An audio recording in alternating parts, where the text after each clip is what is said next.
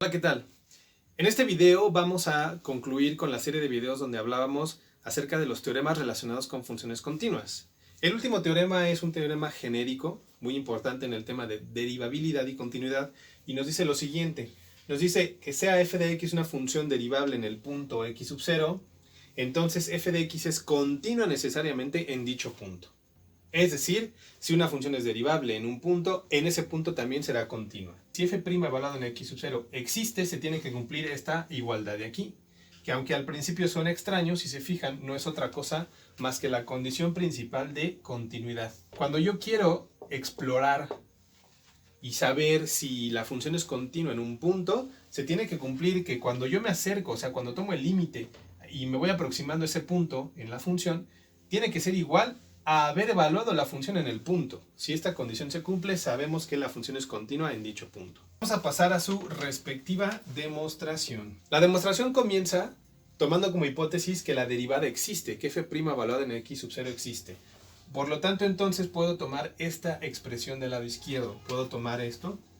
Decimos entonces límite cuando x tiende a x sub 0 de f de x, y lo voy a igualar con otra expresión donde se involucre h. h tiende a 0 de f evaluado en x sub 0 más h. Fíjense que estas expresiones, aunque no lo parezca, son iguales, porque ¿qué pasaría si h, como dice aquí, tiende a 0? Quiere decir que se va haciendo cada vez más pequeño. En el límite, entonces se va a hacer 0, y por lo tanto me va a quedar f de x sub 0 nada más. Esto se va a convertir en f de x sub 0. ¿Qué va a pasar de este lado? Estamos tomando el límite cuando x se va aproximando a x sub 0. Por lo tanto, en el límite finalmente será f evaluado en x sub 0. Entonces fíjense que son cosas iguales y por lo tanto esta igualdad es perfectamente válida. Muy bien, y si es válida, entonces podemos partir desde aquí. Decimos, a ver, límite cuando h tiende a 0 de f evaluada en x sub 0 más h. Muy bien, lo que vamos a hacer es que vamos a restar f de x sub 0. Pero como esta resta no estaba, pues tengo que sumar también, ¿verdad? F evaluado en x sub 0 para que se neutralice la operación que me acabo de inventar. Entonces ahora convenientemente voy a asociar estos dos de aquí, ¿verdad? De esta manera, y voy a tomar todo este límite. Sabemos por las propiedades de los límites que el límite de una suma es la suma de los límites, o sea, puedo distribuir el límite a cada sumando.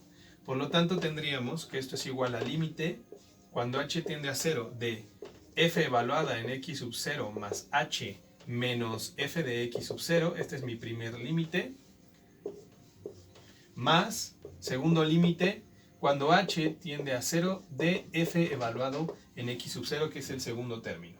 Muy bien, esta expresión de aquí la podemos transformar un poquito más. Tenemos límite cuando h tiende a 0 de f evaluado en x sub 0 más h menos f de x sub 0. Y fíjense qué pasa si yo divido entre h. Pues esta h no estaba dividiendo, entonces tengo que multiplicar por acá, ¿verdad? Para que se neutralicen. De este lado, sin embargo, fíjense que h es la variable, no x.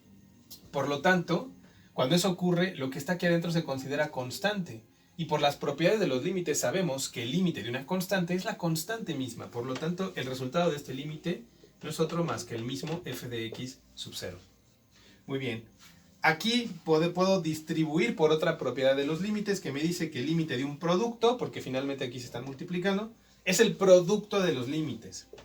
Es decir, que puedo distribuir el límite a cada factor. Me queda entonces límite cuando h tiende a 0 de f evaluado en x sub 0 más h menos f de x sub 0 partido entre h, es el primer límite multiplicado por el límite cuando h tiende a 0 de h más el f de x sub 0 que ya llevábamos. En esta primera expresión, eso no es otra cosa más que la derivada, si se dan cuenta. Si yo quiero tomar la derivada usando la versión del límite, entonces tendría yo que escribir eso si evalúo en x sub 0.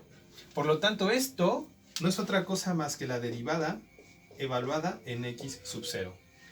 Luego, este límite, ¿cuánto nos da? Cuando h tiende a 0, pues h se vuelve 0 y me queda entonces multiplicando por 0. Más f de x sub 0. Muy bien. Entonces 0 multiplicado por esta constante pues va a ser 0 y finalmente lo único que me quedó fue f evaluado en x sub 0. Entonces, por conclusión, como esta es una serie de igualdades que están conectadas, voy retrocediendo a ver de dónde partimos, y partimos justamente de que el límite cuando x tiende a x sub 0 era igual a esta expresión, pero esta expresión fue igual a todo esto, que tarde o temprano nos dio que esto es igual a f evaluada en x sub 0. ¿Y quién es esto?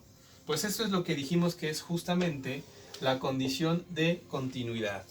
Por lo tanto, partiendo de la idea de que la derivada existe en el punto x sub 0, se ha podido demostrar que es lo mismo que f evaluado en x sub 0 que este límite. Por lo tanto, pues eso significa que es continuo en dicho punto. Hasta aquí lo vamos a dejar, es un teorema muy importante, y pues bueno, seguimos subiendo mucho material y hasta la próxima.